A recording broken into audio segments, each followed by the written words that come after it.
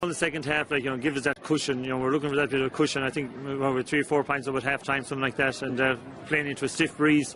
So, but sometimes into the breeze you get more space than playing with it. And I suppose we got a couple of scores against the breeze in the second half, stretched out the lead, and which we're delighted with. I asked you at the start whether you felt the players had the appetite, and I think we saw today that they do have the appetite, but did you learn anything new about them? I suppose today was maybe the first real test. I mean, obviously the first match in Leinster, but I mean, it's a different quality possibly of opposition that they're going to get now from here on in. Yeah, but look, I said to a reporter a couple of Sundays ago, and they're asking us about the appetite. We're already 3 years on the go, so everyone kind of gets their window for trying to win something, and these guys have been a long time waiting, to get to this level. So now that we're at this level, we need to keep pushing on, any club player, worth his salt should be really looking forward to playing in September, October, November, because that's the time, you're at the business end of the competitions, and so hunger or appetite shouldn't be an issue with these guys.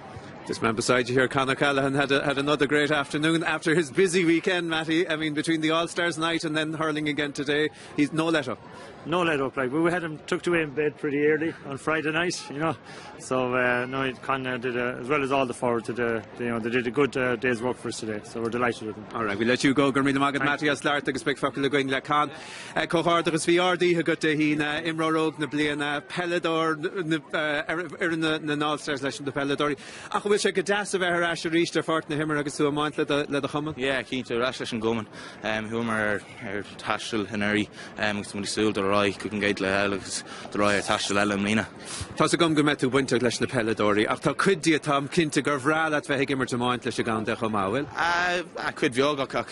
It's fairly ve gimmer to leis global or na hora, just a gimmer leis na lads dos me nies logus le me Cocarcogs me Graharka. So Laura na hora to me sauce immer leis an gande. Camille and Kivlan to be got like Killian Buckley and you. Yeah, or immer time, it's a couple All-Stars fight. It's immer she co-consistent like Kilcannick. Yeah, or immer time. A mesh of Abdul, Nilane you can fake in these foot and on Nave Marchin and Kedla Ella, but tough come ma or ever reached him Lena, well? Yeah, vi she Jacker the Rash and guide on Kana. The Dolan women full sound in Leanock. Tomid Togol agus tomid guy níos far ngach ein clé. So now ní ekimid níos fuide ná or níos fuide roi ná Nave Marchin ní sul more leis an gléisisin. If you share go will to a gimmert in the Condale Blackley leis na Peladori, and younger Farrog to be to gimmert fe hen Lena, will the lads a glob a ferkentert is lead de fruil in Lena, will to ní century of either bliantella. Nah, I'm false lad out on him now.